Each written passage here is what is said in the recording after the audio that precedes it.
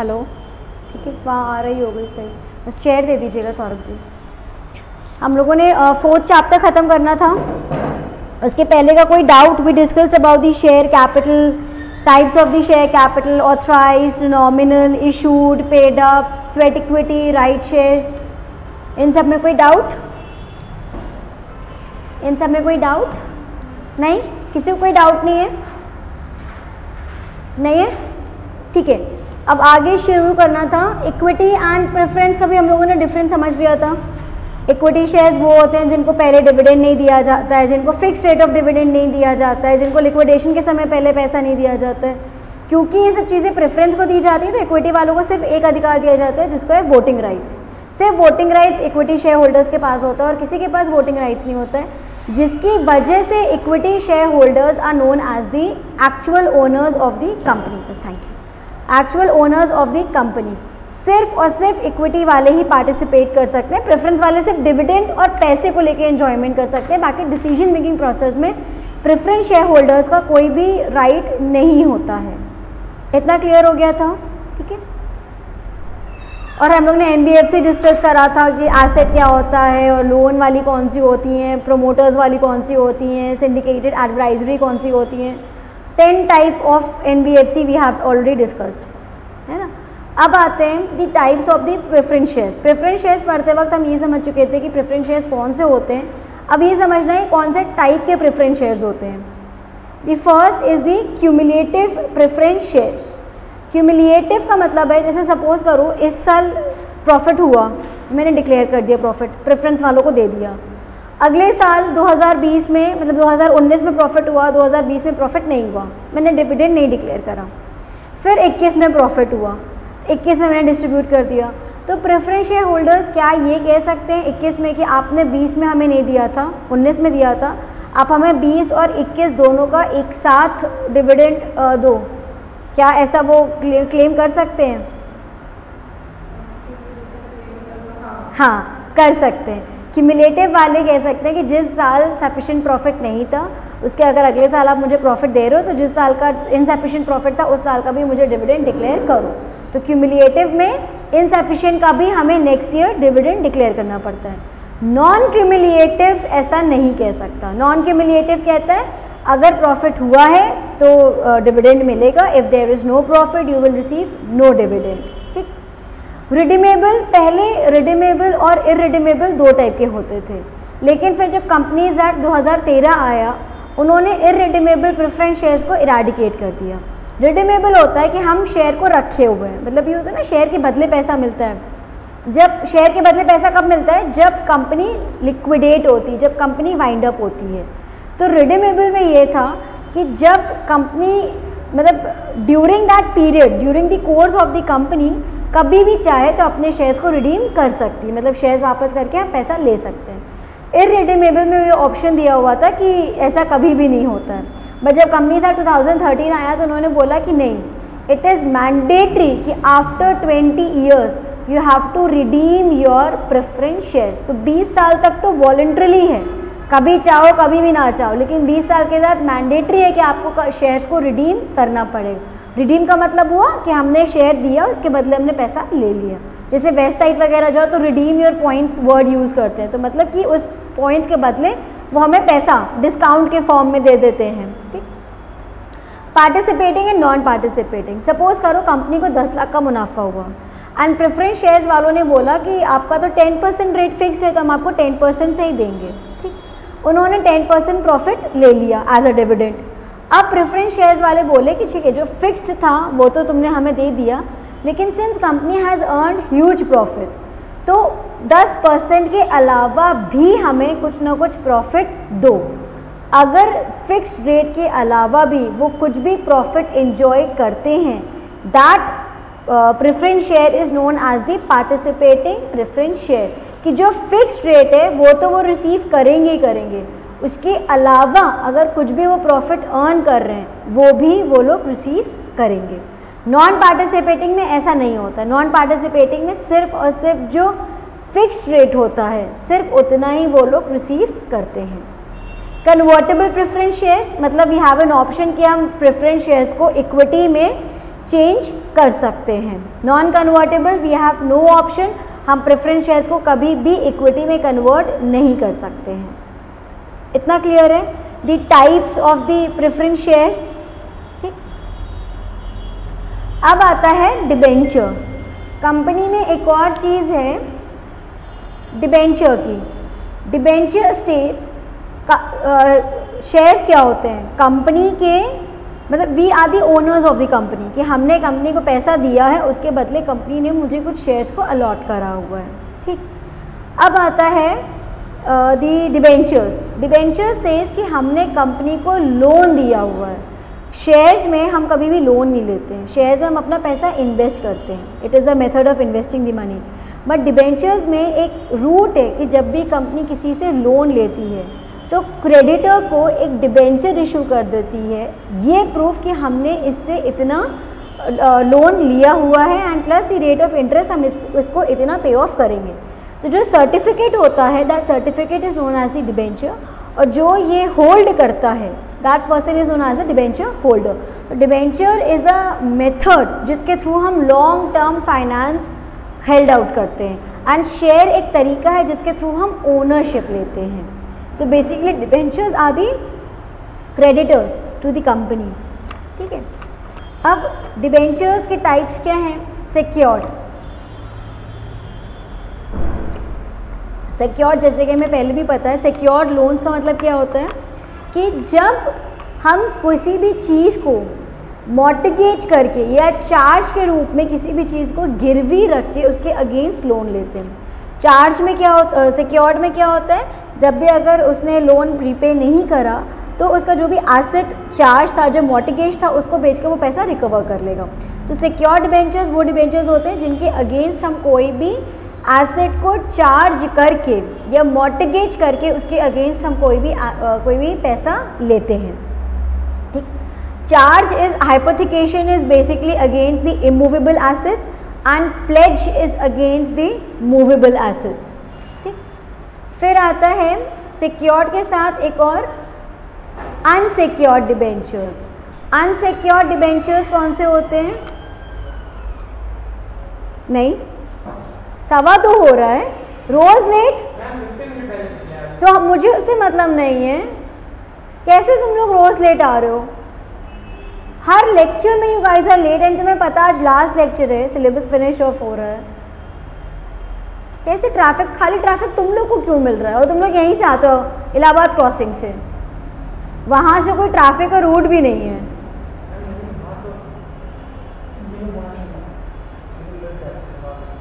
नवाबगंज से आते हैं, चलो पौस्तु को यहाँ से आते हैं। लेकिन अब आखिरी क्लास अब क्या बोलूँ कि नेक्स्ट टाइम से जल्दी आना। अनसिक्योर्ड डिबेंचर्स जिनके अगेंस्ट हम कोई भी एसेट चार्ज फिक्स नहीं करते हैं। ठीक, फिर आया रिडीमेबल डिबेंचर। अगेन रिडीमेबल मतलब जिनको हम रिडीम कर सकते हैं after a certain period of time, जिनका हम पूरा पैसा दे देते हैं। इरिडीमेबल जिसको रिडीम नहीं कर सकते हैं। फुल्ली कन्वर्टेबल, कभी कभी डिबेंचर होल्डर को पैसा ना देकर उसे बोला जाता है कि आप हमारी कंपनी के इक्विटी शेयर्स खरीद लीजिए। तो दैट इज कन्वर्टेबल डिबेंचर्स, कि जब हम डिबेंचर्स को इक्विटी शेयर्स में कन्वर्ट कर देते हैं। एंड इसमें ही fully convertible, partly convertible, non convertible होता है। फुल्ली कन्वर्टेबल मतलब 100% डिबेंचर्स कन्वर्ट हो गए। पार्टली कन्वर्टेबल मतलब 10%, 20%, 30%, 40, 50, 60 जितने परसेंट चाहे उतने परसेंट कन्वर्ट हो गया। एंड नॉन कन्वर्टेबल जो कि कभी भी इक्विटीज़ में कन्वर्ट नहीं हो सकते हैं।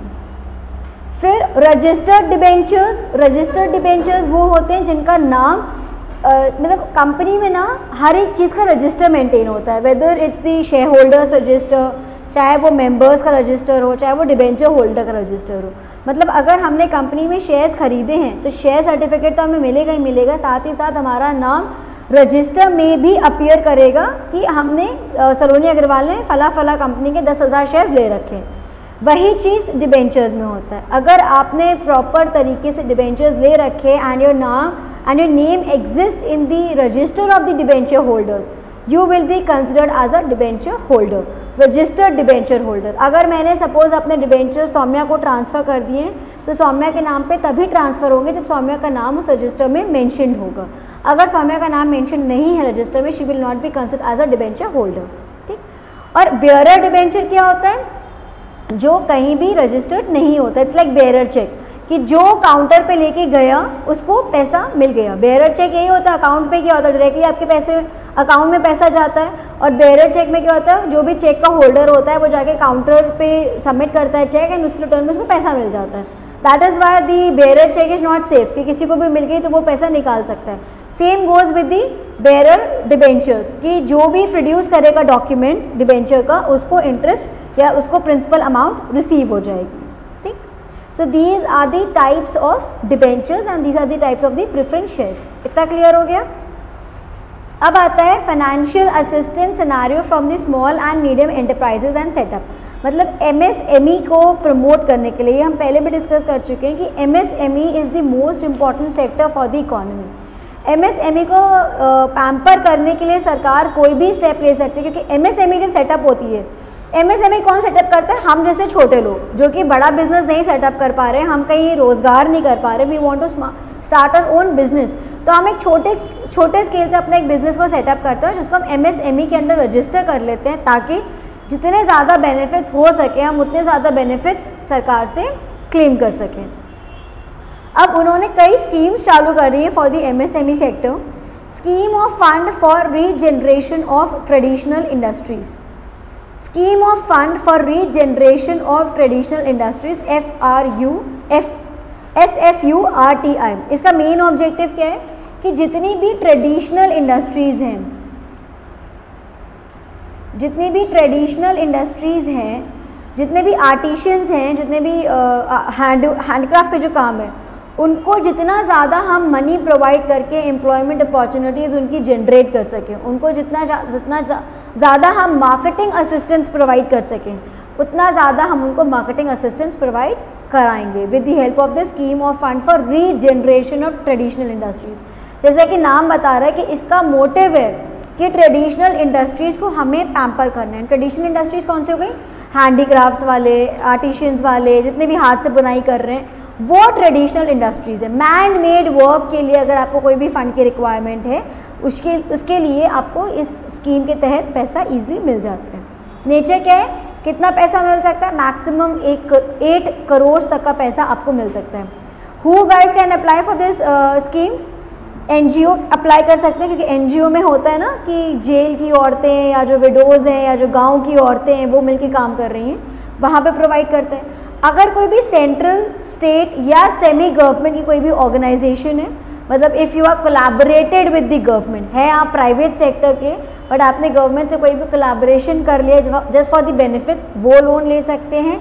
इसके अलावा CSR, कंपनी को CSR पता है? कॉर्पोरेट सोशल रिस्पॉन्सिबिलिटी, कंपनी की रिस्पॉन्सिबिलिटी होती है। 2013 एक्ट में ये आया था कि कंपनी एक सोसाइटी में काम करती, तो जब आप सोसाइटी में काम कर रहे हो you have certain responsibilities towards the societies also, तो आपको कुछ पैसा प्रॉफिट का, इट्स 2% कहाँ कॉर्पोरेट सोशल रिस्पॉन्सिबिलिटी के नाम पे आपको सोसाइटी को कंट्रीब्यूट करना है।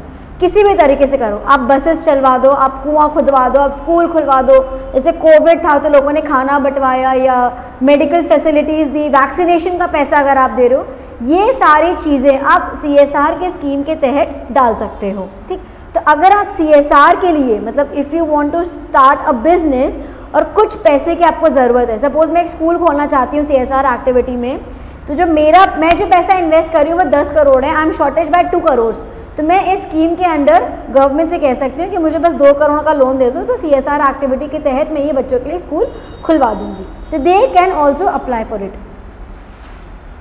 फिर नेक्स्ट स्कीम है a scheme for promotion of innovation rural industries and entrepreneur, Aspire.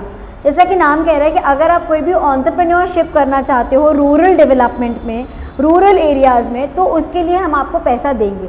आपके पास स्कीम होनी चाहिए, आपके पास इनोवेशन होना चाहिए, और आप रूरल एरिया में इंडस्ट्री का सेटअप करना चाहते हो तो we will provide you the fund. इसका मेन ऑब्जेक्टिव क्या है?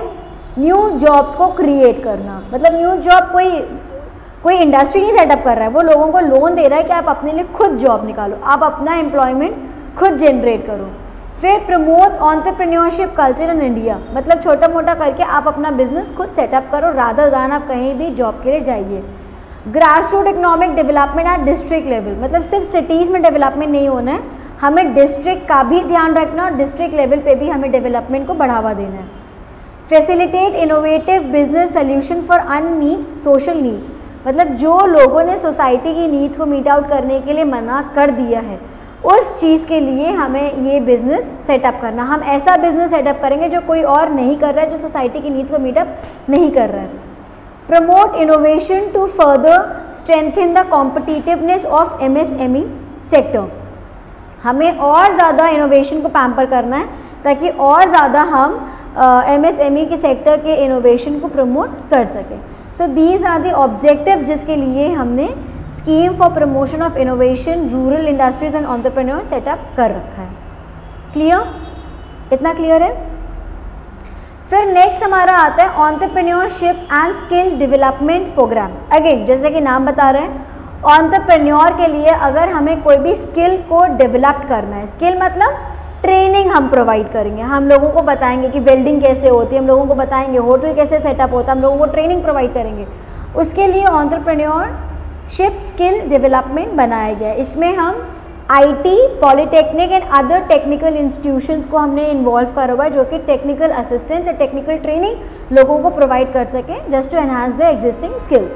ठीक, नेचर क्या है इसमें, जो भी आदमी, जो भी मतलब स्टूडेंट इसके अंदर training as a trainee registered होगा उसको हम स्टाइपेंड देंगे 500 रुपये महीना। ये पता है ना, अगर आप लोग CS की ट्रेनिंग के लिए जाओगे या CA की ट्रेनिंग के लिए जाते हैं तो हमें एक स्टाइपेंड दिया जाता है। ठीक है, that stipend will be provided by the this entrepreneur and skill development programme, क्योंकि वो लोग बेरोजगार हैं एक तरीके से, they are the members, they are the earning members of the family, तो उनको फाइनेंशियली सपोर्ट करने के लिए गवर्नमेंट ने बोला हम उनको 500 रुपये प्रोवाइड करेंगे।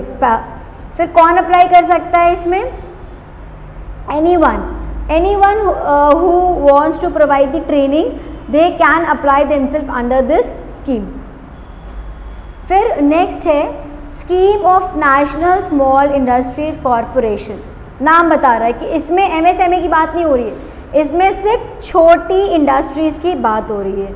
जो छोटी इंडस्ट्रीज़ हैं, स्मॉल इंडस्ट्रीज़ हैं, उनके लिए सिर्फ यहाँ पे एक प्लेटफॉर्म है जहाँ पे वो सिंगल प्लेटफॉर्म पे सारे रजिस्ट्रेशन कर सकते हैं। मैंने बताया था कंपनी स्टार्टअप करते वक्त GST के लिए हम अलग साइट पे अप्लाई करते थे, लेबर लॉ के लिए अलग करते थे, पैन के लिए अलग करते थे, टैन के लिए अलग करते थे। ये स्कीम्स को इराडिकेट इन्होंने ही करा हुआ है ताकि अगर किसी को भी स्मॉल बिजनेस सेटअप करना, उनको मल्टीपल जगह अप्लाई करने की ज़रूरत नहीं है, एक जगह रजिस्ट्रेशन करने से उनका सारा काम बन जाएगा।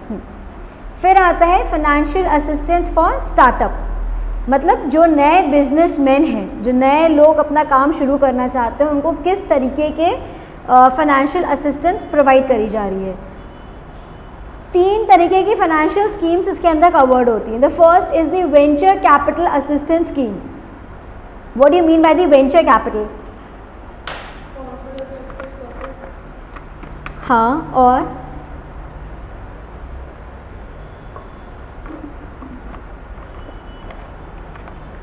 मैंने आज डाउट सेशन भी बोला हुआ है ना, डाउट्स लेकर आयो ना। सौम्या नहीं लाई, विष्णोई नहीं, प्राची नहीं, है।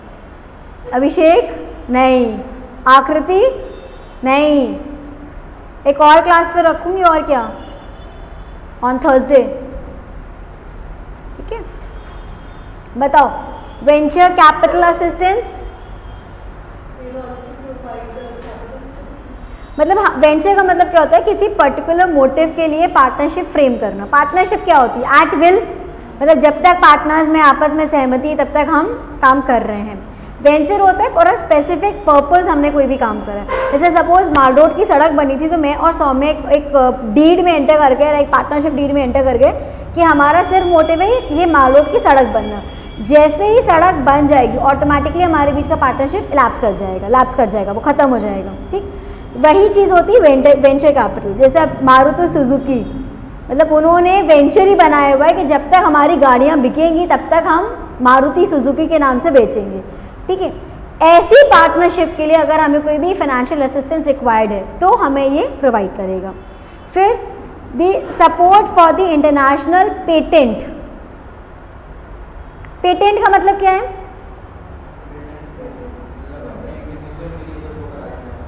क्या?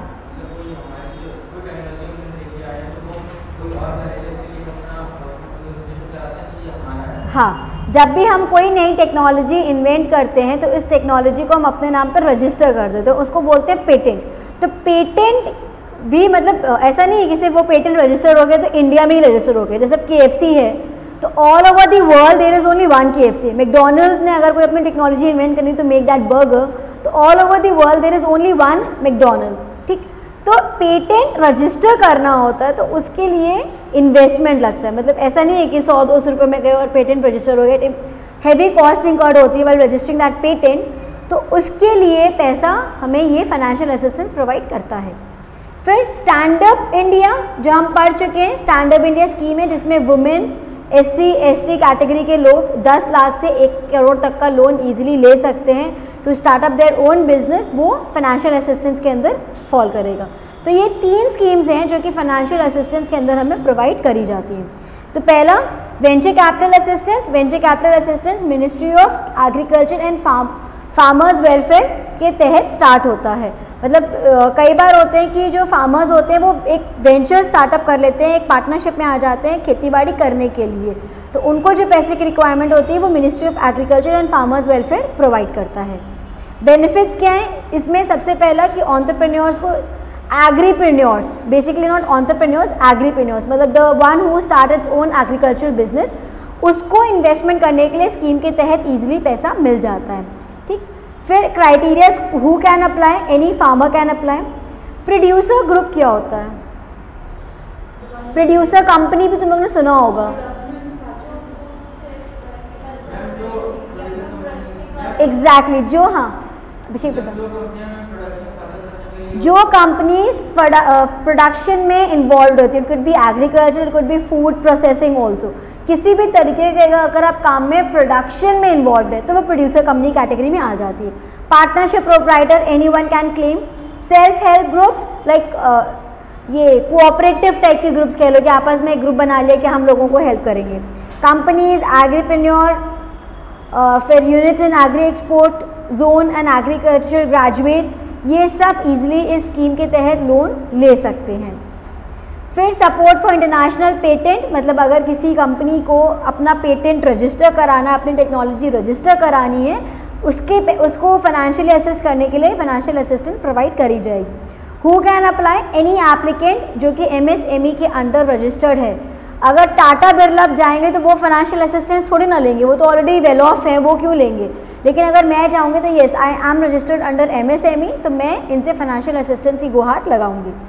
फिर the applicant should be a registered company. Individual जाके इसके अंदर पैसा नहीं ले सकता है। The applicant should be a company. Company का फ्रेम होगी when that company is registered under companies act 2013। ठीक, तो it should be a company.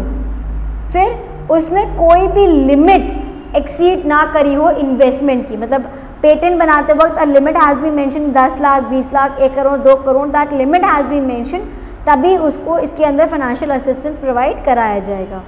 And जो भी एप्लीकेंट का टेक्नोलॉजी इंक्यूबेशन पार्क था, मतलब जहाँ पे वो एक्सपेरिमेंट कर रहा था, that has to be a registered company, और वो जो एरिया है वो आपका बैकवर्ड एरिया में आना चाहिए, बहुत सिविलाइज्ड एरिया में नहीं आना चाहिए जहाँ पे आपने टेक्नोलॉजी का इन्वेंशन करा है या जहाँ पे आपने इसको एक्सपेरिमेंट करा हुआ है। Stand up India we have already discussed. Stand up India कहता है जहाँ पे SC/ST वुमेन्स लोन ले सकती है अंडर द एज ऑफ 18। अगर कोई भी बिजनेस कंपनी जाके लोन लेता है स्टैंड अप इंडिया के अंडर, तो उसमें 51% share should be held by the women और द SC और ST, और जो भी बोरोअर होगा वो कहीं भी डिफ़ॉल्ट नहीं होना चाहिए, उसने पहले के लोन सब पे ऑफ करे हों। ठीक, with this are the syllabus comes to an end. Chapter 4 has been completed. अब पहले तुम लोग के जो डाउट्स हैं वो ले लो, फिर मैं नोट्स लेकर आई हूँ। इलास्टिसिटी फर्स्ट चैप्टर का प्राइस या सप्लाई, कोई भी इलास्टिसिटी बता दो। 5 डिग्रीज ना, 5 की 5।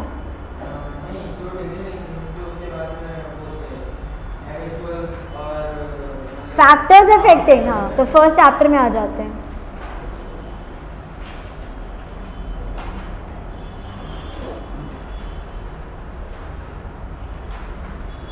विष्णु तुमने कौन से चैप्टर से ज्वाइन करा था? फर्स्ट चैप्टर से ही एंडिंग, हाँ वो मुझे याद है, कुछ थोड़ा 1-2 लेक्चर्स ले रही थी आई थिंक बस। तो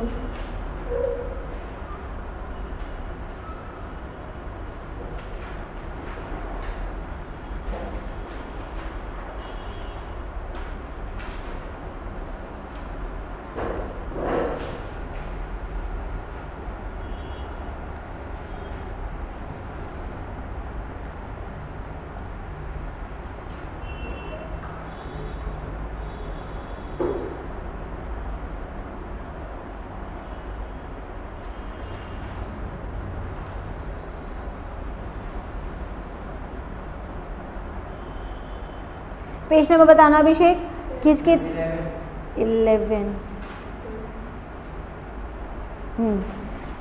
price elasticity of demand. Price elasticity of demand हमने क्या पढ़ा था कि अगर इलास्टिसिटी में पढ़ा था, अगर किसी भी एक फैक्टर में चेंज आता है ऑफ द डिमांड, उसकी वजह से डिमांड में कितना चेंज आएगा, that will be considered as the elasticity. तो एक फैक्टर जो हमने लिया that is the price elasticity, मतलब अगर प्राइस में कोई भी चेंज हुआ तो just because of the change in price demand में कितने % का चेंज आएगा, that will be determined with the help of price elasticity. 5 degrees थी, perfectly elastic, perfectly inelastic, elastic, inelastic, unitary. Now there are certain factors which affect the price elasticity. The first factor is the price level, कि price level से हमारी कैसे demand effect होती है। The goods which are of high cost, बहुत महंगे good या बहुत सस्ते गुड होते हैं, उनकी इलास्टिसिटी हमेशा इनइलास्टिक होती है, क्योंकि जो बहुत महंगे होंगे, मतलब if I am going to purchase Audi, अगर वो 1 करोड़ की आएगी तब भी मैं खरीदूंगी, अगर वो 1 करोड़ 10 लाख की आएगी तब भी मैं खरीदूंगी, मुझे फ़र्क नहीं पड़ता है कि 10,000 में कितना आ जाएगा, ठीक है। तो वो मेरे लिए मैटर नहीं करेगा। If I am able to bear up the cost of 1 crore, I am able to bear up the cost of 1 crore 10,000, इस वजह से इनइलास्टिक। अगर मैं माचिस लेने गई, माचिस 2 रुपये की आती है, सपोज माचिस 3 रुपये की आ गई, आई एम लीस्ट कंसर्न कि 2 की आए कि 3 की आए, क्योंकि 1 रुपये मेरी इनकम में डिफरेंस नहीं क्रिएट कर रहा है।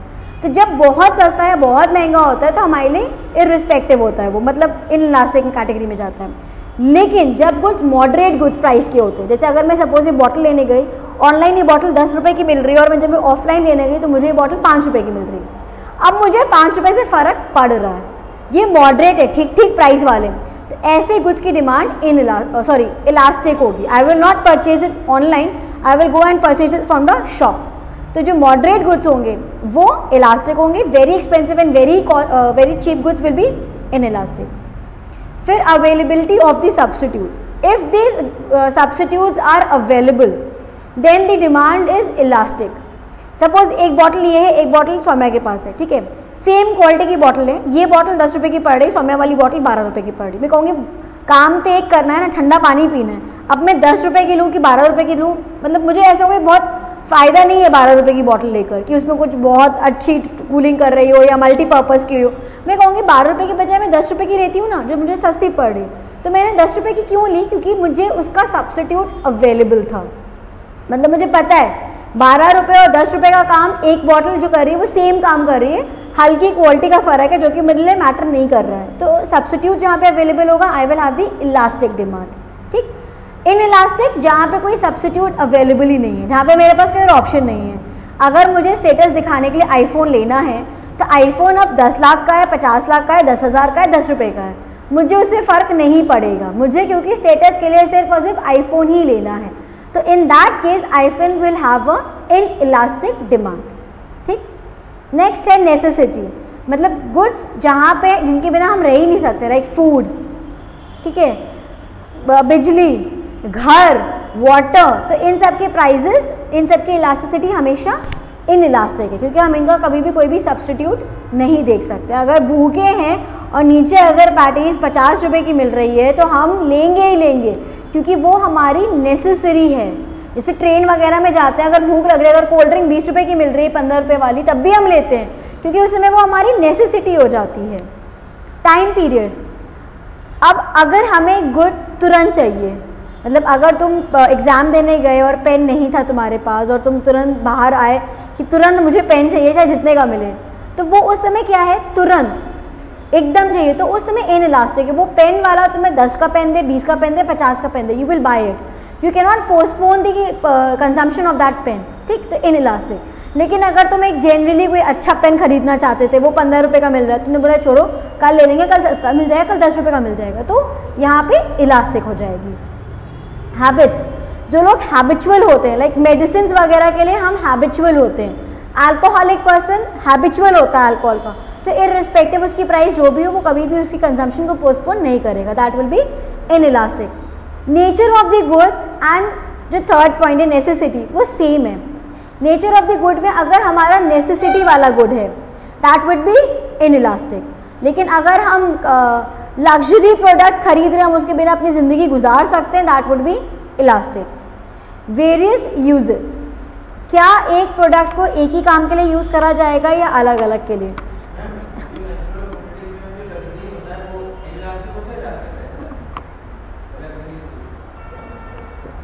इलास्टिक,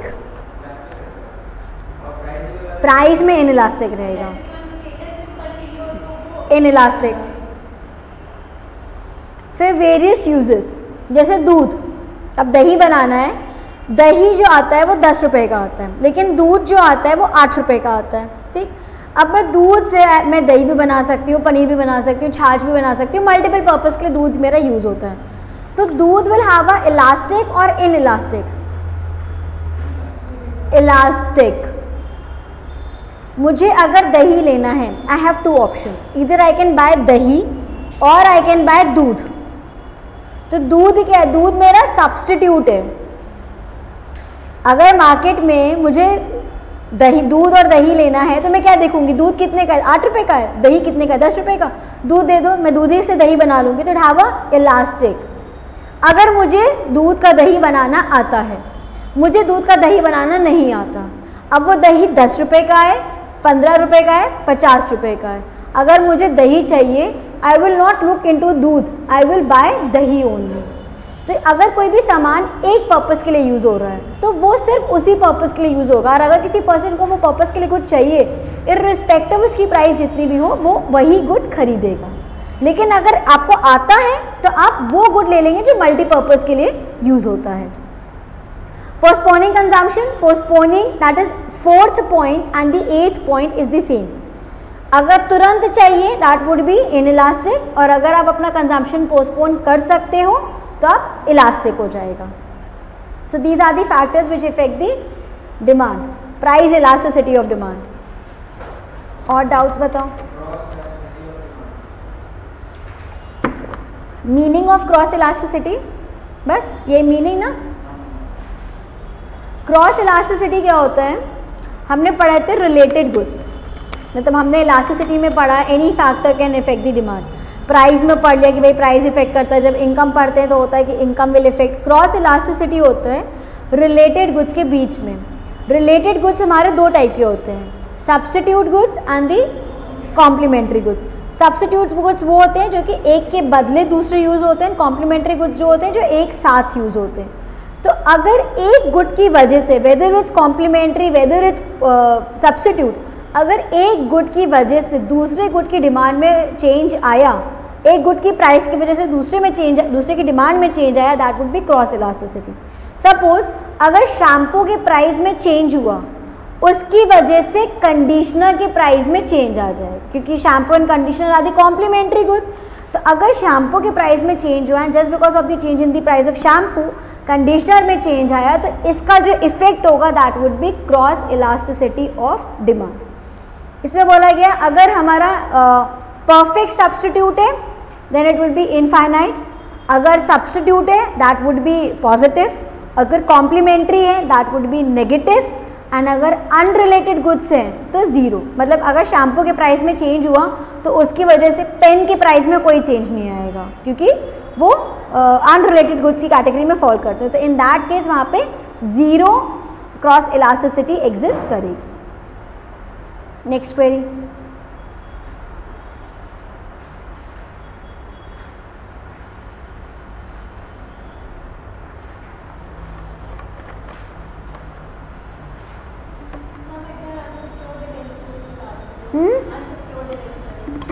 अनसिक्योर्ड डिबेंचर्स वो डिबेंचर्स होते हैं जिनके अगेंस्ट कोई भी लोन नहीं होता है। सपोज मैं तुमसे 10 लाख का लोन लेने गई, लोन तो ले रहे हैं ना, मतलब debenture holder is given the loan. Suppose तुम डिबेंचर होल्डर हो और मैं कंपनी हूँ, ठीक, मैं तुम्हारे पास लोन लेने गई, मैंने कहा कि मुझे 10 लाख का लोन दे दो, तुमने बोला ठीक है मैं तुम्हें 10 लाख का लोन दे दूंगी, लेकिन मुझे उसके बदले आप एक मोबाइल गिरवी रखो 10 लाख का। तो मैंने जब मोबाइल गिरवी रख के तुमसे लोन ले लिया और मैंने तुम्हें डिबेंचर इशू कर दिया, यू आर सिक्योर। बट मैंने तुम्हें अगर मोबाइल नहीं गिरवी रखा तो तुम अनसिक्योर्ड हो जाओगी। फिर अनसिक्योर्ड रिस्की होता है, क्योंकि सिक्योर्ड में क्या, अगर मैंने तुम्हें रीपे नहीं करा, तुमने मोबाइल बेच के पैसा रिकवर कर लिया, अगर मैंने तुम्हें 10 लाख का मोबाइल गिरवी रखूंगी तो तुम मुझे पूरा 10 लाख नहीं दोगी, 10 लाख का मोबाइल गिरवी रखा, तुम उसके बदले मुझे 7 या 8 लाख रुपए का लोन दोगी, तो तुम्हारे पास एडिशनल 2 लाख रुपए है। लेकिन अनसिक्योर्ड में क्या, अगर मैंने तुम्हें लोन रीपे नहीं करा तो तुम्हारे पास कुछ भी नहीं है बेचने के लिए, इस वजह से वो अनसिक्योर्ड होते हैं।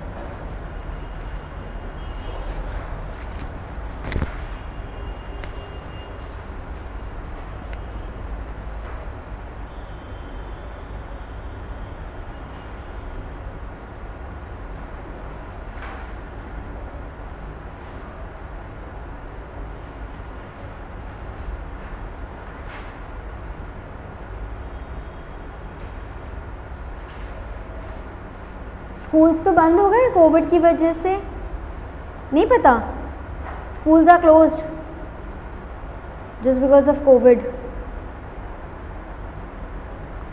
तुम लोग अब होली में मतलब बी अलर्ट, केसेस काफ़ी बढ़ रहे हैं, कल भी न्यूज़ में था केसेस काफ़ी बढ़ रहे हैं।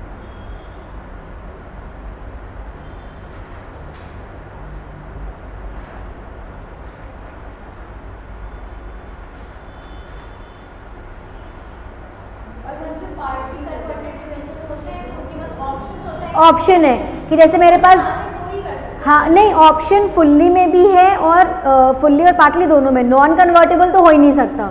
बट सपोज 10 लाख का लोन था तो तुमने बोला कि मैम मैं आपको लोन रिपे नहीं कर पा रही हूँ, आप ऐसा करो 10 लाख के शेयर्स खरीद लो मेरे कंपनी के, तो अगर मैं पूरे 10 लाख के शेयर्स ले लेती हूँ तो वो फुल्ली कन्वर्टेबल हो गए।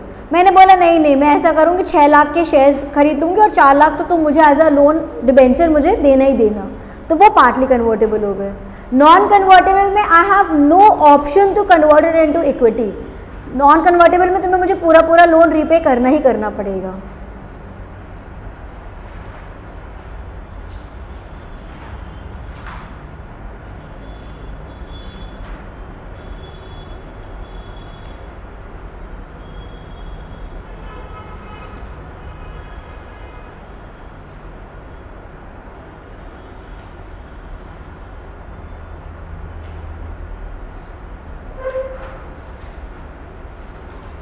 आकृति कोई डाउट नहीं है, पढ़ा नहीं है ना?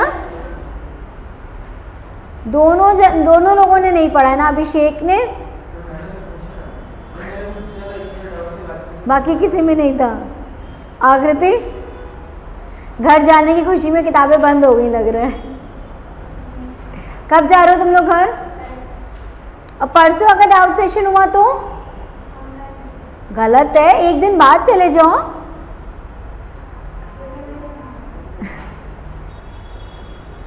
फरुखाबाद रिजर्वेशन से जाते हो?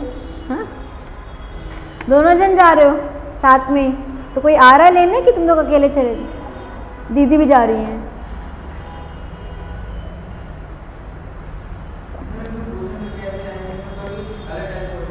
किस में? इसमें एक्चुअली अलग क्यों आते हैं ना, क्योंकि ये इकोनॉमी से रिलेटेड क्वेश्चंस हैं, तो इसमें ना अपने आप को बुक में लिमिट मत कर लो, कुछ भी इसके रिलेटेड टॉपिक्स में आ सकता है। तो जो पुनीत सा पेपर सेट कर रहे हैं उसमें वो ऑनलाइन के भी ले रहे हैं, मतलब जो भी रिलेटेड टॉपिक्स हैं उससे कोई क्वेश्चन फ्रेम हो सकता है तो वो फ्रेम करके वो डाल देते हैं, तो जैसे एडिशनल पॉइंट्स तुम लोग को और नॉलेज में आ जाए इस वजह से।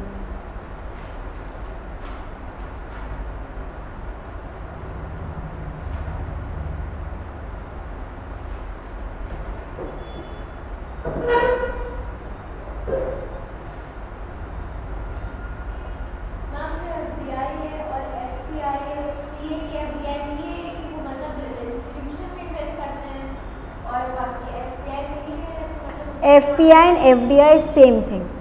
अगर हम किसी दूसरी कंट्री में कहीं भी किसी तरीके से इन्वेस्ट कर रहे हैं वो FDI होता है। तुम इंडियन हो, मैं फॉरेनर हूँ, मैं अगर तुम्हारी कंपनी में किसी भी तरीके से इन्वेस्ट करूँ, चाहे वो शेयर्स के फॉर्म में करूँ, चाहे वो बॉन्ड्स के फॉर्म में करूँ, चाहे वो सिक्योरिटीज़ के फॉर्म में करूँ, चाहे तुम्हारे एसेट्स में इन्वेस्ट करूँ, मैं किसी भी वे में करूँ, वो FDI हो जाएगा। FDI की सब कैटेगरीज होती हैं, उसमें आता है FPI। अगर मैंने तुम्हारे शेयर में इन्वेस्ट करा है प्रॉफिट अर्न करने के लिए नहीं, बल्कि तुम्हारी कंपनी में कंट्रोल लेने के लिए, तो वो FPI की कैटेगरी में आ जाएगा। FDI मतलब इन्वेस्ट करना, सिंपल। बट मोटिव क्या है? Just to earn the profit और टू गेन द कंट्रोल। मेरा मोटिव है not to earn the profit, मेरा मोटिव है just to gain the control over your companies affair, then I will be considered as a FPI। तो वो FII।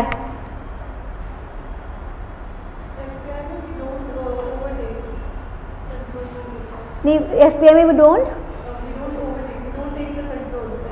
FPI में भी take the control, FII में भी just earn the profit. FPI में हम, हाँ नोट्स में शायद उल्टा मैंने बोला हुआ है, हाँ वो शायद मैंने उल्टा बोल दिया नोट्स में। FPI में बस जो है सिर्फ कंट्रोल गेनिंग के लिए होता है। देखो FPI क्या है? पोर्टफोलियो का मतलब क्या होता है? Collection of anything, group of anything. तो जब मेरा मोटिव है कि मैं कंट्रोल ले लूँ, तो मैं तुम्हारे शेयर्स में भी इन्वेस्ट करूँगी, मैं तुम्हारे बॉन्ड्स में भी इन्वेस्ट करूँगी, मैं तुम्हारी सिक्योरिटीज़ में भी इन्वेस्ट करूँगी, मैं तुम्हारे एसेट्स में भी इन्वेस्ट करूँगी, मैं तुम्हारी कंपनी की 4 जगह पे इन्वेस्ट करूँगी, क्योंकि मेरा मोटिव होगा कि मैं तुम्हारी कंपनी में कंट्रोल ले लूँ।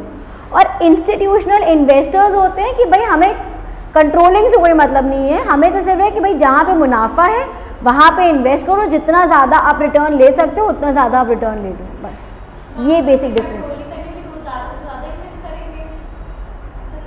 लेकिन वो ठीक है, लेकिन वो ऐसा नहीं करेंगे कि प्रॉफिट जहाँ पर हो वहाँ पे इन्वेस्ट करेंगे। FII सिर्फ उन एरियाज़ में इन्वेस्ट करेंगे जहाँ पे प्रॉफिटेबल है, जहाँ पे बहुत जल्दी प्रॉफिट हो रहा है, जहाँ पे फ्लक्चुएटिंग बहुत ज़्यादा है। FPI बहुत फ्लक्चुएटिंग वाले में इन्वेस्ट नहीं करते हैं, वो सस्टेनेबिलिटी के साथ इन्वेस्ट करते हैं ताकि हम यहाँ पे कंट्रोल गेन कर सकें, बस।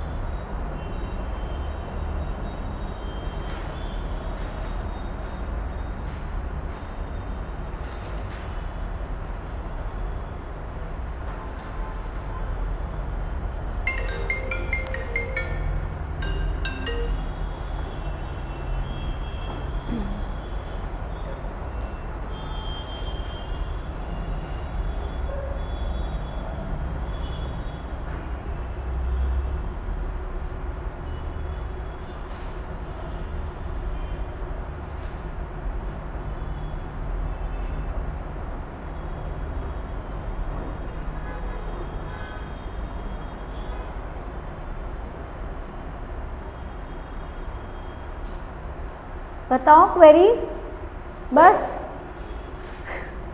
अभिषेक और आकृति की तो अलग ही खुशी है घर जाने की, नहीं है खुशी घर जाने की?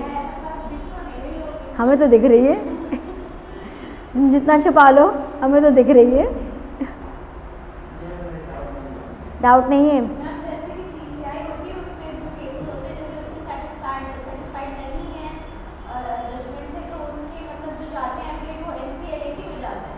NCLAT में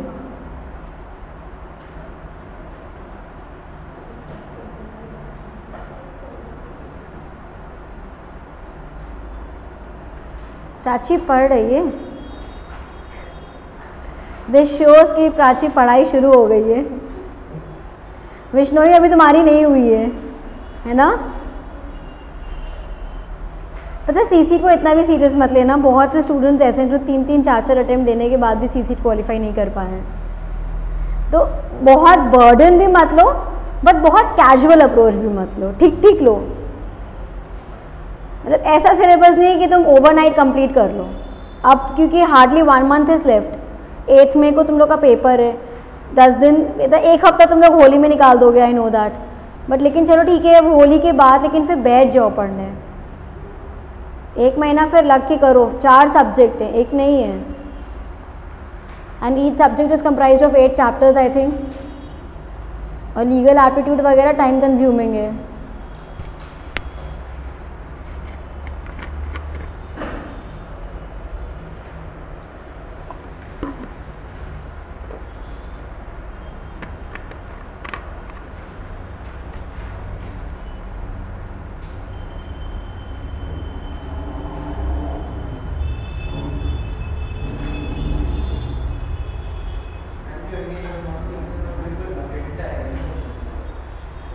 इंडियन इकोनॉमी वाला कौन सा चैप्टर था? फिगर एंड फैक्ट्स अपडेटेड नहीं आएंगी, बट अगर कोई लेटेस्ट स्कीम आई है गवर्नमेंट की, जैसे आत्मनिर्भर अभी लेटेस्ट स्कीम आई है, ठीक है, जितने भी लेटेस्ट स्कीम्स आई हैं वो बस एक बार नाम देख लेना and the motive of starting that scheme. बस ये मत लर्न करना कि उसमें कितना पैसा दिया गया है, कितना नहीं दिया गया है, मोटिव क्या है वो स्कीम स्टार्ट करने का, बस वो तुम लोग को पता होना चाहिए।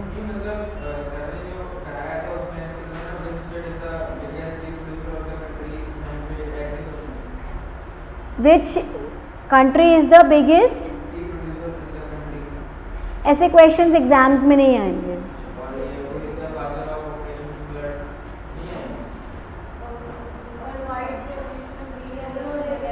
हाँ तो ये तो पता होना चाहिए ना, what is white revolution and green revolution. हाँ, figures were there in the question paper यहाँ पे प्रैक्टिसिंग के लिए, बट मेन एग्जाम में तुम लोग का नहीं आएगा, डोंट वरी अबाउट दैट। वो तो वो एडिशनल तुम्हारे लिए क्वेश्चंस फ्रेम करे जा रहे हैं, बट एग्जाम्स में वो एग्जाम पॉइंट से बिल्कुल इररिलेवेंट है वो क्वेश्चंस।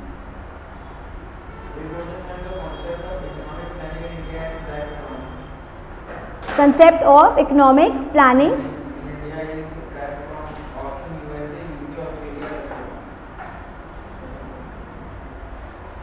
नहीं आएगा, लेकिन लेटेस्ट में जितनी भी सरकारी स्कीम्स हैं वो तुम्हें पता होनी चाहिए। वो तो तुम लोग के करंट अफेयर्स में भी होंगी ना, जितनी भी लेटेस्ट स्कीम्स होंगी, और करंट अफेयर का लेकिन मॉड्यूल भी चेंज हो गया है। ये तो पुराने मॉड्यूल हैं तुम लोग के पास, 20 के मॉड्यूल्स होंगे ना। साइट पे चेक करना, 2021 के लिए रेलेवेंट चेंजेस साइट में अपडेटेड होते हैं।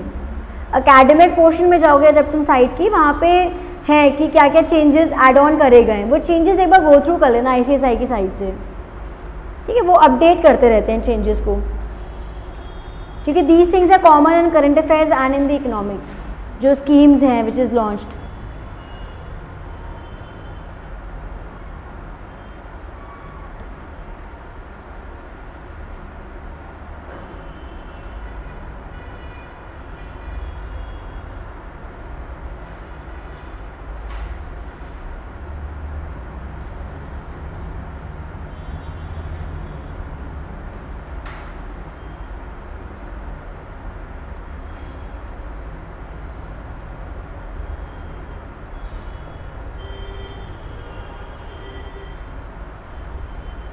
नोट्स दे, फिर कुछ नहीं है पूछने का, तो फिर आई थिंक एक सेशन और हम लोग को रखना पड़ेगा। जिन्होंने नहीं पढ़ा है वो पढ़ लेंगे और नोट्स कंप्लीशन हो जाएगा फिर।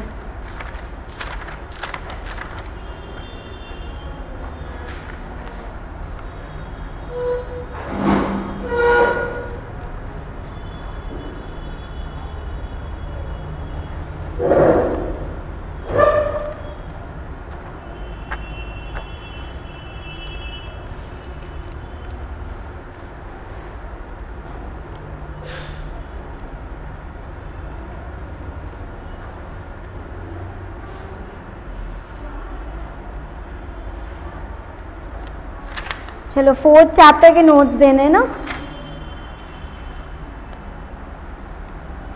4th चैप्टर के लिखो, difference between NBFC and banking.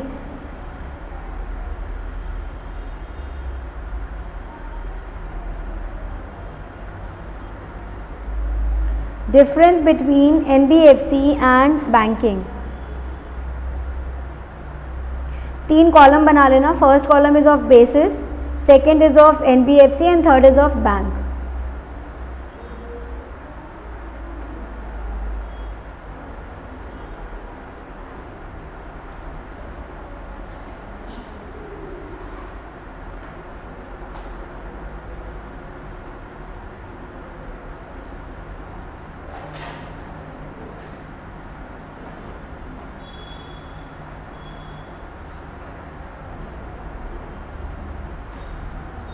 पहला बेसिस में लिखो मीनिंग। एनबीएफसी में लिखो, an NBFC is a company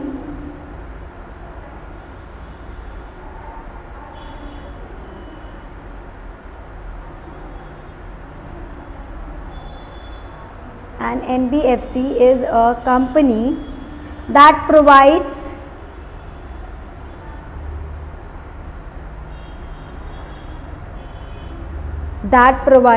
banking service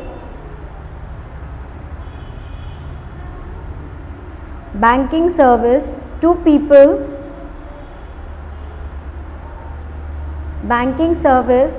people without holding a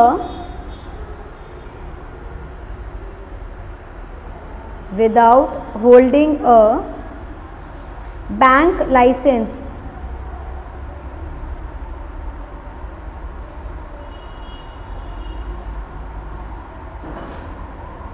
Without holding a bank license.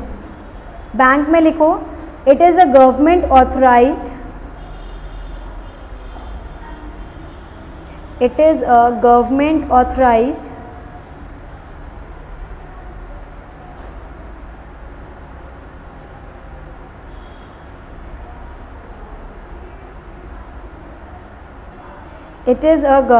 authorized financial intermediary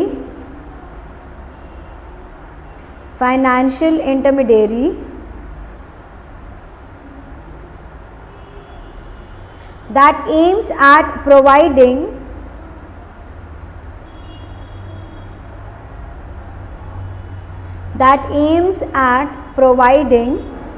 banking services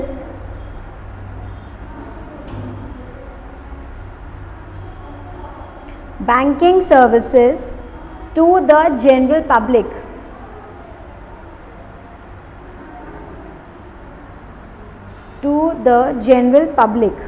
second लिखो, incorporated under, basis में है incorporated under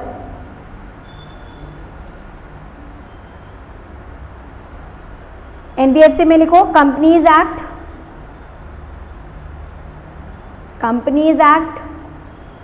bank में लिखो banking regulation act. Bank में लिखो banking regulation act.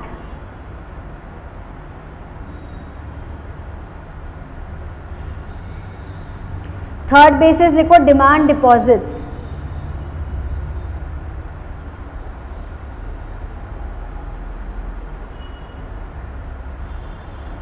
NBFC में लिखो not accepted.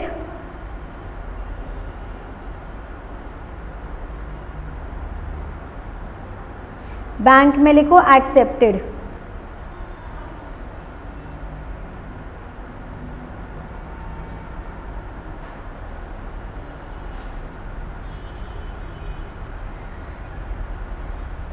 Next point लिखो payment and settlement system.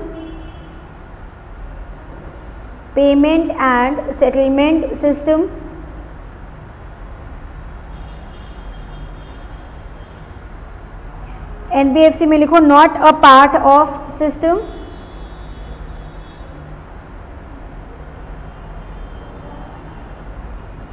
Bank में लिखो part of system.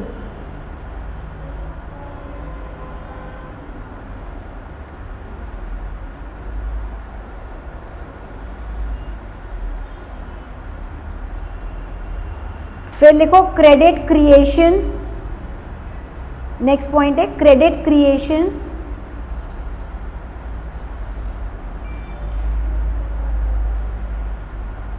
Do not create, do not create, bank में लिखो क्रिएट, क्रिएट। फिर लिखो maintenance of reserve ratio,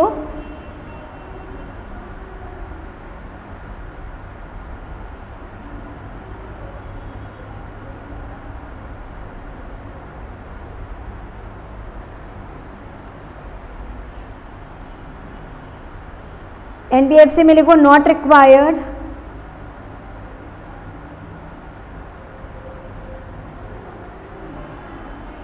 bank में लिखो कंपल्सरी। रिजर्व रेशियो पता है ना, CRR और SLR, statutory liquidity ratio and cash reserve ratio, जो कि एक कमर्शियल बैंक को RBI के साथ मेंटेन करना पड़ता है। कितना परसेंट आप इन लिक्विड कैश अब अपने हाथ में रखोगे, दैट इज 4%। ठीक है,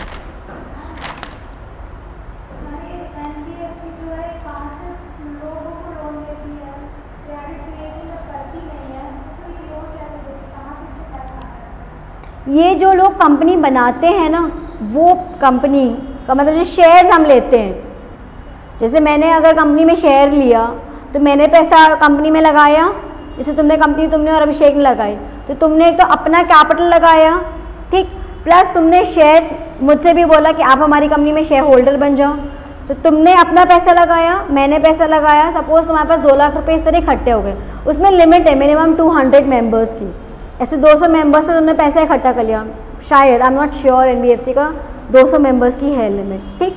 ऐसे उसमें 200 लोगों से करते करते 10-20 लाख तुमने इकट्ठा कर लिया, ठीक। अब उसके बाद तुमने प्राची को 5 लाख रुपए दे दिए लोन के फॉर्म में।